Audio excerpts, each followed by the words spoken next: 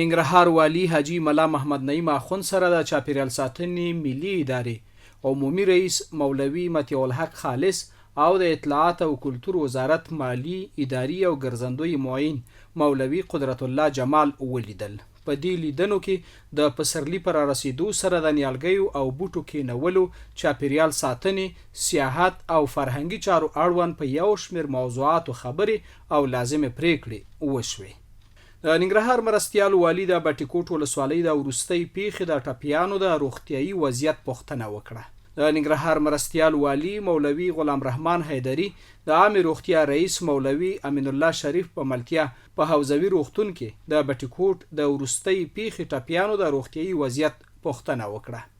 د ریاست الوزرا اقتصادي مرستیال ملا عبدالغني برادر اخوند د کابل باګرام سړک د جوړېدو چارو د پیل کېدو پرانسته وکړه. دغه سړک 6.2 کیلومتره اوږدوالی او شاوخوا 50 متره سور لري چې 455 میلیونه افغانۍ لګښت پرې راځي او مالی تمویل د اسلامي امارت له لوري کیږي.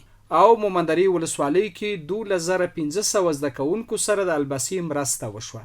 د ننګرهار اقتصاد ریاست تر څارنې لاندې د پوهنې ریاست په چوکاټ کې د افغانستان بیا ودانولو موسسې له لوري د مومندرې ولسوالۍ په 10 ښوونځیو کې 2500 زده کوونکو سره د البسي مرسته وشوه.